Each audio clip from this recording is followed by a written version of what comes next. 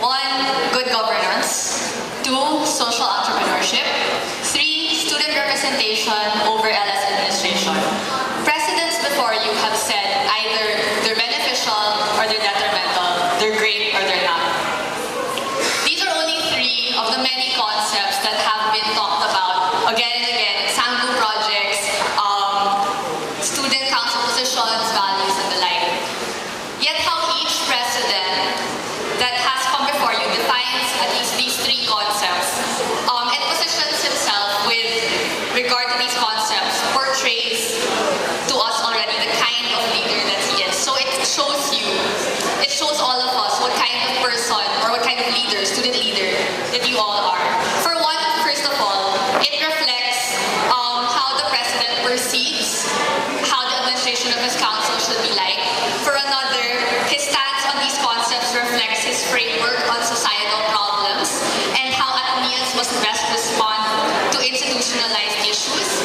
And lastly, it shows where his loyalties lie, whether it's in students or in the administration or a balance. So I want to know where you as an individual and as a student leader position yourselves with these 3 concepts of good governance, social entrepreneurship, and student representation versus LS administration. Because it reflects the leader's ability to critical thought, to the idea that you don't simply take these things for granted as beneficial or as detrimental. It actually reflects your idea, the dialogue with these students on how best to implement these projects, and it then translates to project action or implementation. With governance, social entrepreneurship, and student representation over LS administration.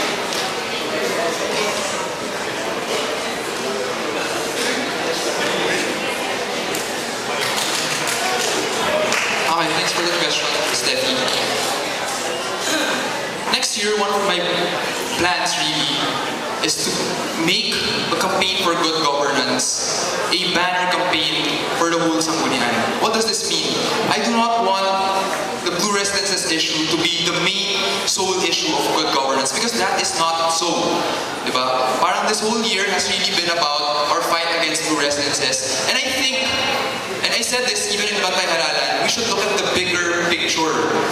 Blue Residences is not the only structure there that has to do with good governance, right? Even during social issues, we as a Sanggu and as a student body should have a voice on what we think should really prevail. What does this mean? Under this campaign of good governance, I want Sanggu to be direct. I want Sanggu to have a stand regularly on these issues for us.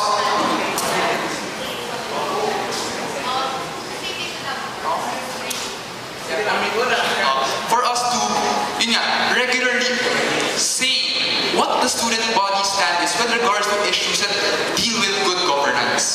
Second, social entrepreneurship. And I talked to Farah with this, the incoming, the SOM candidate, SOM chair candidate.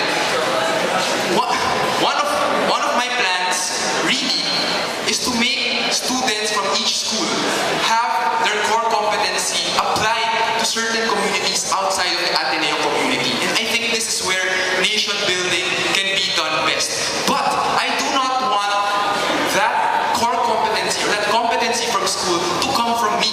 Because this was a framework done 2 years ago by Rob Roque. And we can see that there are some flaws with that framework.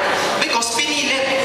Okay, and pag pinilit mo, there comes a point na you give in na lang talaga kasi hindi na interested yung students sa ginagawa nyo. So I think it should really come from the school boards through consultation with their own constituents on what this should be. But there should be something that we should do. We should not limit ourselves to the walls of Ateneo because we are Ateneans and that's what we are called to do. Finally, student representation over LS administration. Yes, ultimately, my loyalty lies with the student body. Okay? But we should always remember that these administrators are actually people whom we can talk to.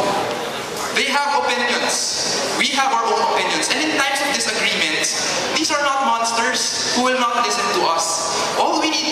students really find an avenue for us to talk to each other, and they will listen to our concerns. We can come up with a compromise. But again, if you ask me, ultimately, I will fight for the student who wants to change some systems here in school. And I will do my best so that change can be applied to the best of my abilities. Thank you. Good afternoon. I was asked this question actually a week ago when I consulted someone. I guess good governance for me is really, what do we really know about good governance? I mean, ano ba para sa atin? I'm the kind of person that questions what is really good governance. Is good governance really related about the outside? Binigay lang ba siya sa atin ng mga Amerikano or something like that? Ano ba ang concept natin na sarili natin good governance? I mean, it is just participation of us all students in the government. If isang gunian, first, as I see it, if you're Sanggunian, if the nearest local government to you, which is a Sanggunian, the local government for the students, kung hindi siya, it doesn't allow people to participate in it, then good governance will not really happen. If you vote for officers that doesn't really care about you, good governance will not happen. Good governance includes first participation of its members, pangalawa, culture inside the government itself, and pangatlo, the laws of the land. And if it doesn't comply with these three, hindi siya sunod-sunod na nangyayari. You cannot just change the students and then boto ka na boto. Then yung culture sa akin hindi naman naiiba. Tapos yung end naman doon, if the law doesn't allow it also, ano mangyayari? Walang mangyayari. Okay, that's my first answer. Pangalawa, social entrepreneurship. I am a social science major, social major, and cultural major. And I'm going to tell you right now that social entrepreneurship doesn't actually at the least help people. I'm telling you right now that it just, not necessarily I'm bashing the concept of social entrepreneurship, but really it's just putting the system, helping others into a system of capitalism. And it's something that matters to me as a social major, na alam ko na it doesn't really help alleviate poverty. It just helps you make people be inside the system for them to recuperate on themselves. Sama-sama, pinapasok sa advanced system na nakakatulong siya para mapasok sa system lang, but not really alleviate how their conditions are. Pero you have to understand also na yun yung means na kaya ngayon ng maraming tao right now. Even so, actually, I encourage so really to do that. Kasi yun yung nakakatulong. Hindi kayo nakatulong. Although in the end also for me, parang hindi siya tuluyan nakakatulong. Although at the least level, with the system that we're under right now, nakakatulong siya for them. And the last would be student representation over LS administration. For me, I'm biased towards student representation. I'm biased towards you. Kaya ako sinasabi sa inyo na bakit ako magpapasok ng assembly at the beginning of the year. Kasi ayokong papasukan ng anything. Gusto ko maging pure representation yung lalabas doon. Ano yung gusto nyo sabihin nyo agad at the beginning of the year. Ayokong basta-basta mag-compromise inside center board meetings ang mga center board representatives natin. I want you to be involved more and ipaglaban mismo ng mga speaker reps and even your president, yung Sanggunian. Sasabihin niya, siya mag-lead sa inyo, ano ba talaga yung dapat para sa mga mag-aaral. Kasi alam natin, we have our own constitution. We're autonomous actually. And then, why don't we assert that? For me, asserting that is needed right now. And something that Sanggunian hasn't been doing for the previous years. Thank you.